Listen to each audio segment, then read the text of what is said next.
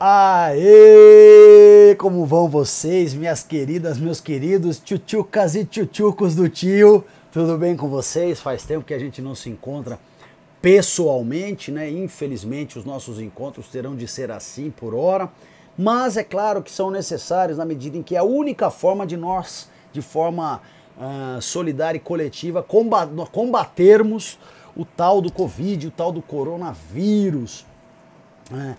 Para mim, eu sempre gosto de registrar, né? Tem sido uma experiência mais ou menos essa de dar aula virtual, porque me dá a impressão de que quando a gente se encontra fisicamente, a ressonância é outra, a troca é outra, enfim, tudo fica muito mais vivo mesmo, né gente? Antes também de começar a aula, eu queria dizer que nesse formato o professor faz a transmissão através do vídeo e vocês, no sentido de tirar dúvidas, me busquem nas mídias sociais ou no próprio WhatsApp. O WhatsApp está sempre à disposição lá no Facebook, mas vocês me encontram e eu não demoro muito para responder, não está passando de um dia não, gente. Vocês podem me buscar tanto no Facebook como no Instagram. Eu estou aí super à disposição de vocês para dirimir quaisquer dúvidas, quaisquer problemas. Estamos aqui em aulas virtuais no sentido de dar conta desse momento. E logo, né, se Deus quiser, nós voltaremos às tradicionais aulas presenciais, aulas físicas, aulas sim que fazem a diferença, que geram sentido à nossa existência, no seu, né, gente? Essas aulas aqui, é claro, elas cumprem o seu papel, a transmissão está garantida, o conteúdo está garantido, mas nada como aquele bom e velho UTA, nada como o calor, o sorriso, a troca, não é? Eu aqui estou a todo instante olhando para uma câmera, o que obviamente não é tão agradável como olhar para os rostos dos meus alunos, das minhas alunas, de quem a gente convive anos e anos, que tem o maior carinho, maior consideração, maior respeito. Então vamos começar a aula. Aqui está o meu café, morram de inveja, não dá para dizer servido. Então, de vez em quando o professor vai aqui beliscando um pouquinho com o café, afinal de contas, filosofar a seco não é o caminho. O caminho ideal, como sempre digo, é assim, um limãozinho, um salaminho, um provolone, não vai mal. E muita filosofia. No entanto, aqui no meu canto, onde eu estou, não dá pra gente ter nada disso. Então, infelizmente, fiquemos só com o café. Tá aqui o meu copinho, tá aqui a minha garrafinha, acabei de fazer o meu café. Você sabe fazer café? Sabe fazer café? Você não é o meninão já maduro? Você arruma a cama? Ou você larga a toalha em cima da cama? Eu ando perguntando isso nos meus vídeos, fazer uma pesquisa de quem que é mesmo o cara do rolê, madurão, bababá, o cara que não recolhe a roupa do chão pra pôr no cesto. Tá me tirando. Tá me tirando. Não passa café ainda. Tá. Bom, gente, vamos lá então. A aula de hoje é sobre Agostinho e a aula seguinte é sobre Tomás de Aquino.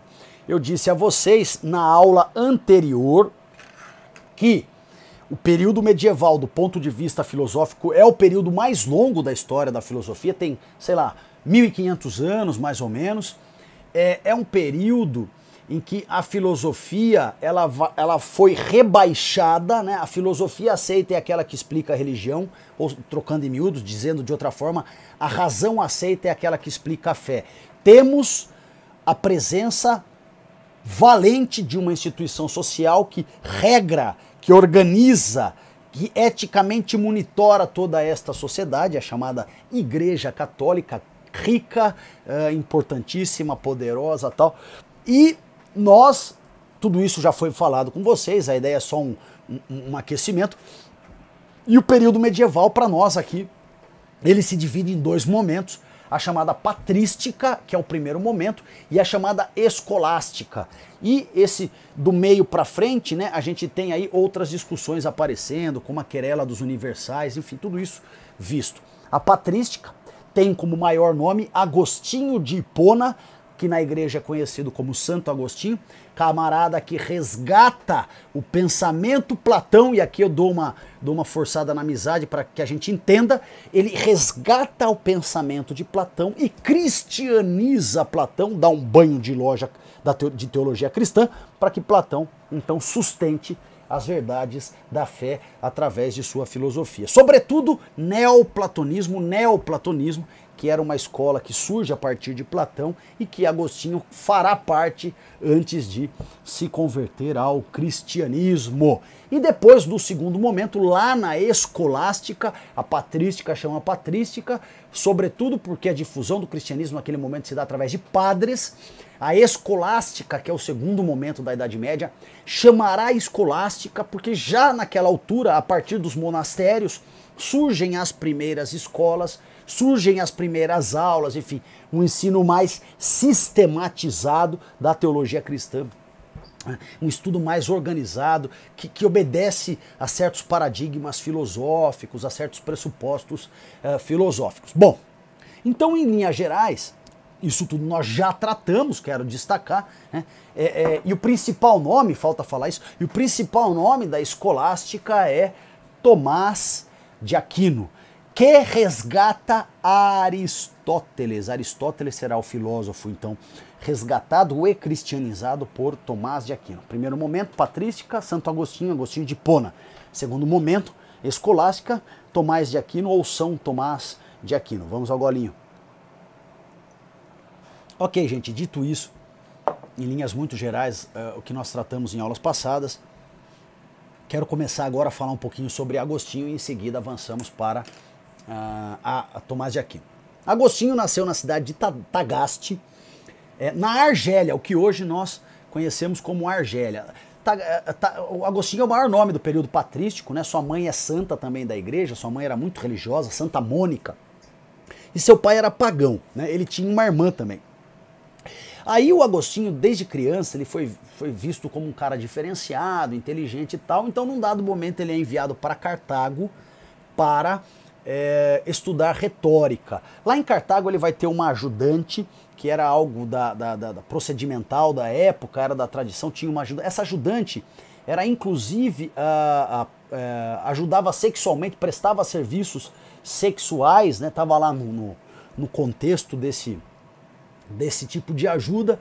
O Agostinho acaba se apaixonando por ela e ela acaba se apaixonando por ele. Eles vão ter inclusive mais adiante um filho juntos, chama-se Adeodato, o nome da criança, Adeodato. Mas o Agostinho então vai lá, está estudando retórica, tem esta companheira, nesses termos do que se entende como alguém que vai ajudar, que auxilia nas mais variadas formas, tal.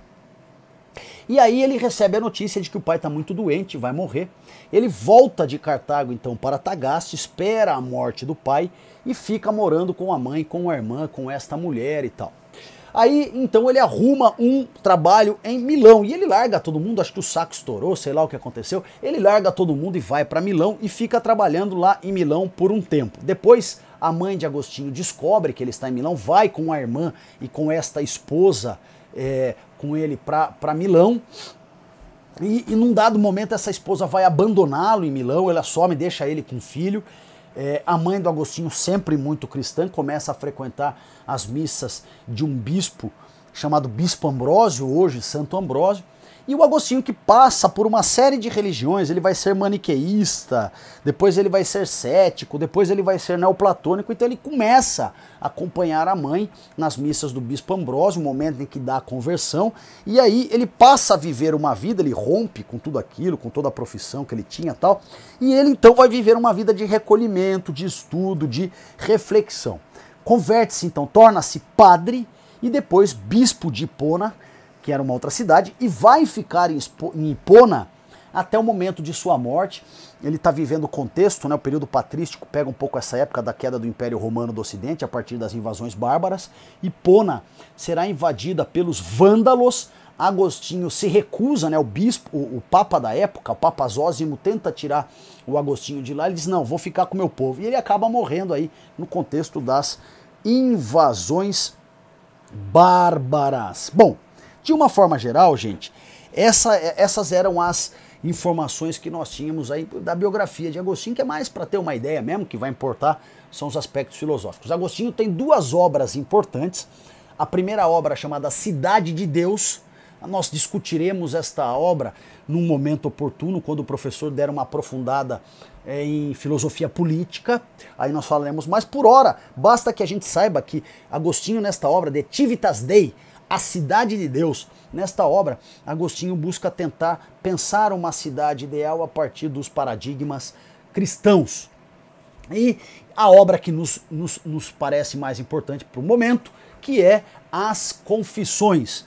Esta é uma obra de Agostinho que ele conta um pouco da sua vida, ele vai então confessando, contando seus pecados, a forma promíscua como ele viveu boa parte da sua vida, depois a sua conversão. É uma obra muito interessante, mas muito interessante mesmo, gente, vale muito a pena.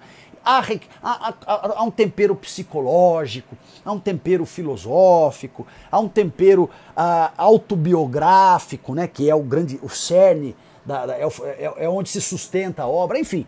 É uma obra bastante interessante, eu tenho aqui em casa, na coleção Os Pensadores, tá ali em cima, olha ela aqui, ó, a coleção começando aqui, ela vai embora para lá. Então, a obra de Agostinho tá aqui e é muito legal. O Agostinho realmente é um cara que eu recomendo intensamente. Século IV depois de Cristo, camarada respeitável, muito bom mesmo. Mas vamos lá, gente. Então é nas Confissões que nós examinaremos as questões que trataremos a partir de agora. Então a primeira questão que eu gostaria de tratar com vocês é o que nós chamamos de a superioridade da alma sobre o corpo. Aqui entra uma discussão sobre o livre-arbítrio. De novo, a superioridade da alma sobre o corpo e uma discussão que entra sobre o livre-arbítrio. Vamos entender. Para Agostinho, a alma servia para reinar sobre o corpo. A alma estabelecia um liame, uma relação com o divino. Portanto, a alma reinando sobre o nosso corpo representa que o divino está agindo e nos orientando. Mas o homem tem o livre-arbítrio. E o seu livre-arbítrio, o seu poder de decisão pode fazer com que o corpo reine sobre a alma, ou seja, os desejos do corpo, os prazeres do corpo, reinando sobre as orientações da alma e, portanto, inverte esta lógica. Isso se dá pelo livre-arbítrio. Então, do ponto de vista do Agostinho, isso está equivocado, Tem que a alma reinar sobre o corpo, que é o que é de interferência mais divina. No entanto, o livre-arbítrio pode inverter esta lógica. A segunda questão que a gente precisa conhecer é a problemática envolvendo o mal, o problema do mal, que é um problema central na história da teologia cristã. Vários são os filósofos que tentaram desenvolver algum raciocínio sobre isso. A questão é a seguinte: se Deus criou todas as coisas e o mal existe, Deus criou o mal, portanto há um lado mal em Deus, enfim, questões como essa eram elaboradas nesse momento. E alguns teólogos, filósofos, se debruçavam em tentar responder. Agostinho era um desses caras. Agostinho responde da seguinte forma, gente, da seguinte forma: o mal é a ausência do bem, e o bem é Deus. O mal está onde o divino não está. O homem tem um caminho para com o bem, tem um caminho para com Deus, mas pode, a partir do seu livre-arbítrio, se desviar desse caminho. E, afastando-se de Deus, aproxima-se do mal, que é a ausência de Deus, que é a ausência de bem. O mal está onde o divino não está. Portanto, o mal é produto da ação do livre-arbítrio do homem. Terceiro aspecto de Agostinho que a gente precisa conhecer é a teoria ou doutrina da predestinação. Olha só, gente. Lembre-se daquelas frases, vou até tomar um golinho de café. Lembrem-se daquela frase, mais ou menos assim: muitos serão chamados, mas poucos serão os escolhidos. Lembra dessa frase só para entender a ideia que eu vou trabalhar agora. Muitos serão chamados, poucos serão os escolhidos. Qual é a ideia? O Agostinho advoga a tese, o Agostinho defende a tese de que todos nós já estamos previamente escolhidos por Deus para alcançar a salvação. Segundo Agostinho, ao longo da vida, Deus vai aproximando dele aqueles que serão salvos. E, portanto, esta salvação seria, então, consumada. Veja, havia um rival, havia alguém dentro do campo teológico cristão que pensava diferente de Agostinho. Esse alguém recebeu o nome de Pelágio. E o Pelágio defendia que se o sujeito tivesse boas obras, se o sujeito tivesse boa vontade, ele poderia individualmente alcançar a salvação. Esse foi um debate que existiu na Igreja Católica, mas o Papa da época, o Papa Zósimo, acabou adotando então a posição agostiniana da teoria da predestinação. Bom, agora a busca do conhecimento. Eu lembro a vocês que a filosofia desde o primeiro momento discute um troço chamado verdade, conhecimento. E um dos papéis da filosofia é encontrar esta verdade, né? Aí Sócrates fala do método socrático, a ironia maiêutica, a dialética ascendente platônica, o Aristóteles também apresenta o seu método de busca da verdade, enfim, esse debate está colocado. Agora, dentro do momento cristão medieval, a ideia de verdade equivale à ideia de Deus, de cristianismo, portanto buscar a verdade é buscar esse Deus, não é? Ok, então vejam que num certo sentido o debate é o mesmo, é a busca da verdade. Agora o que muda é o recheio. O recheio agora é a busca de Deus, do Deus cristão. Quero destacar que respeito todas as religiões, não se trata aqui de polemizar, crítica, etc.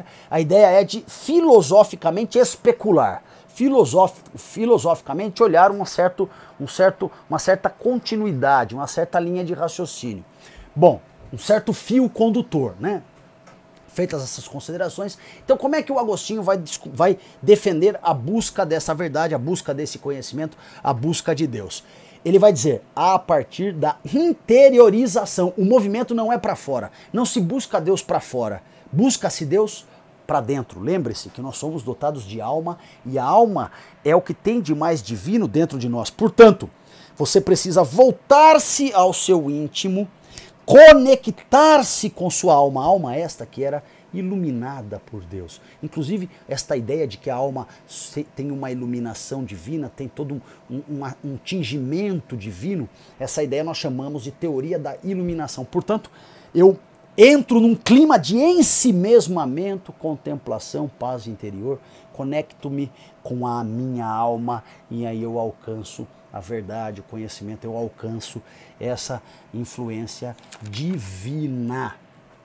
Beleza, gente? Essas eram as informações sobre Agostinho de Hipona que a gente precisava conhecer, o homem que resgata Platão. E agora vamos então, já imediatamente, à aula de Tomás de Aquino. Não sem antes tomar o bom e velho cafezinho. Insisto, morram de inveja.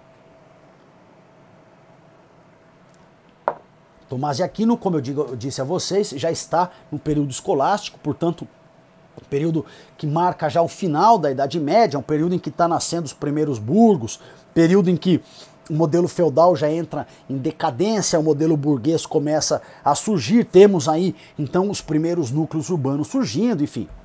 E ele nasceu, o Tomás de Aquino, em Roccasecca, Nápoles, é o caçula de 7 irmãos, e antes de ser padre dominicano, ele vai ser estudante de um convento, de um mosteiro beneditino. Acontece que, por problemas políticos, ele é obrigado a interromper esses estudos, fica um tempo em casa e aí ele vai se tornar dominicano. Vejam só, gente, a família dele era extremamente católica e a ordem dos dominicanos era uma ordem supernova naquele momento. E era uma ordem que, usando uma expressão de hoje, eu poderia dizer subversiva. Por que subversiva? Porque ela tinha toda uma lógica, toda uma dinâmica diferente da época. Ela vinha num tom mais político, num tom mais de inserção social, num tom mais de engajamento, de conexão com o povo à flor da pele. E as outras ordens eram mais enclausuradas, mais ensimesmadas, mais contemplativas. Então tinha toda uma questão, tanto que a sua família, ela ficou tão puta da vida do Agostinho ter entrado nesta ordem, Agostinho não, gente, perdão, Tomás de Aquino ter entrado nesta ordem, que num dado momento, um dia ele estava indo para Roma e ela resolve então sequestrar Tomás de Aquino. Imagina a sua família no Mocó, sua família na Tocaia, você passa, ela pau, sequestra você, leva para casa disso. Ou você sai da ordem dos dominicanos, ou nós não vamos libertar. Claro que não Não deu nada certo, né? Ele foi dominicano mesmo, continuou seus estudos, depois foi para Paris, depois voltou para Itália, enfim. Tem uma influência muito grande de Santo Alberto Magno, mas são questões mais de detalhe. Aí ele morre em 1274.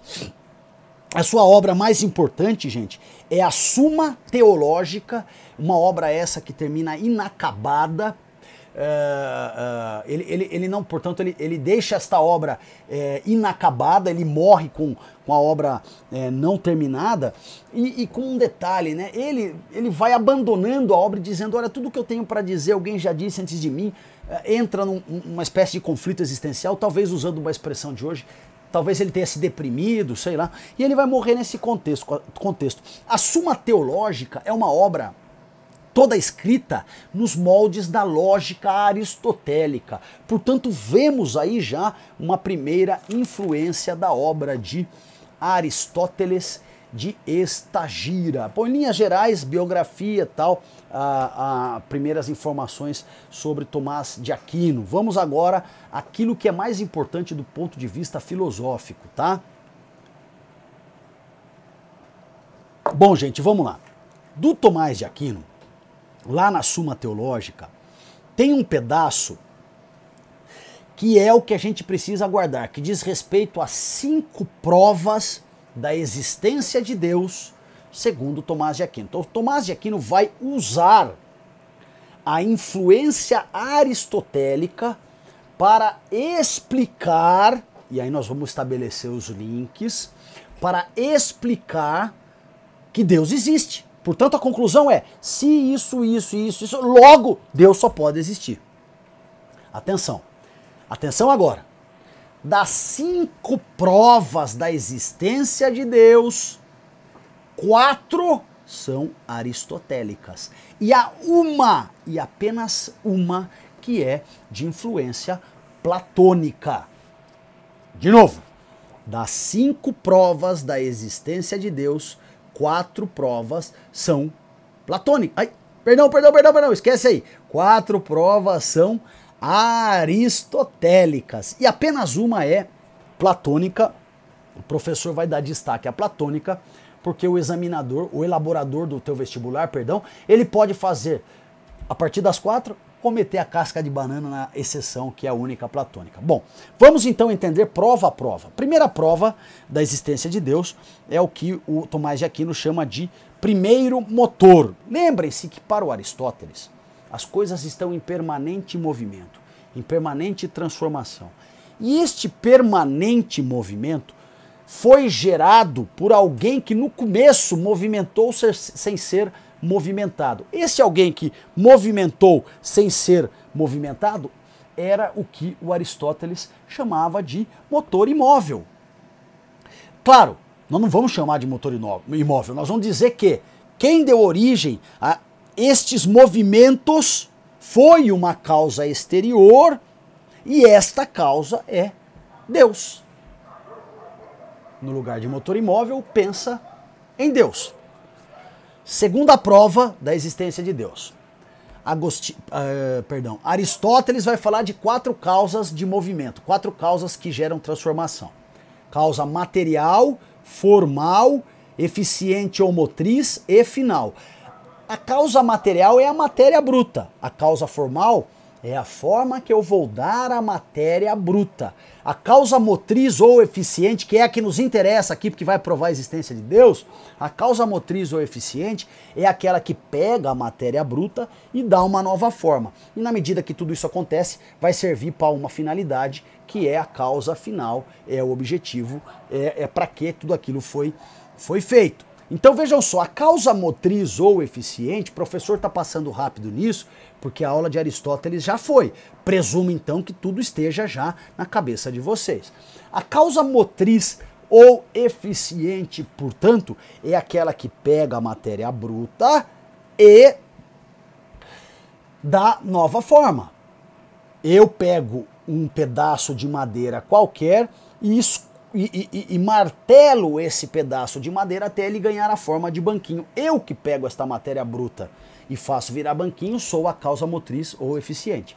Gente, a discussão que é possível fazer é a seguinte: quem criou o mundo? Quem criou o mundo pegou o mundo bruto e criou o mundo como está. Causa material, matéria bruta, causa formal, deu essa forma. Quem faz esse movimento é a causa motriz ou eficiente. Quem pode fazer esse movimento é Deus, que é a causa eficiente, que é a causa motriz, porque motriz ou eficiente, a mesma coisa. Então Deus cria o mundo. Deus é a causa motriz ou eficiente do surgimento do mundo, do surgimento das coisas. Então, primeira forma de eu provar a existência de Deus é que tem que ter um primeiro motor, que dá origem a todos os movimentos. Segunda prova é que, pensando o surgimento das coisas a partir das 4 causas, a causa motriz eficiente, que dá origem a tudo, só pode ser Deus. Terceira prova da existência de Deus é o que o Tomás de Aquino chama de ser necessário e ser contingente. A palavra contingente também tem como palavra sinônima acidente. Então, contingências são coisas que se diferenciam entre si a partir de adereços.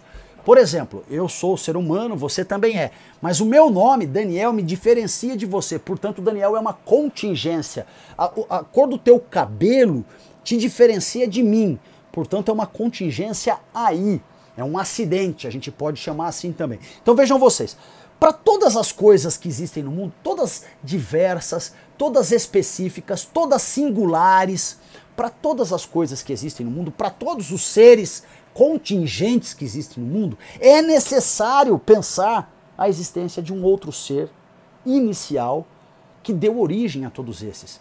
Então os seres contingentes dependem de um ser que necessariamente existia antes deles. Este ser necessário, que dá origem à multiplicidade de coisas, a todos os seres contingentes, só pode ser Deus. Quarta prova da existência de Deus é a prova platônica. De novo, gente, vamos lá. A quarta prova da existência de Deus é uma prova platônica, a única, lembrem-se. O nome dessa prova é Os Graus de Perfeição. Se você puxar na memória a teoria das ideias de Platão, o que você tem? O mundo das ideias e você tem o mundo sensível, né? As coisas perfeitas, ideais e tal, estão no mundo das ideias. Se você lembrar dessa imagem, vamos pensar agora com o cristianismo. O que o Tomás de Aquino vai dizer? Há vários graus de perfeição nas coisas, vários graus. Há coisas mais imperfeitas, menos imperfeitas, mais perfeitas, até que necessariamente você tem que chegar num grau em que a perfeição é absoluta. Então, os graus de perfeição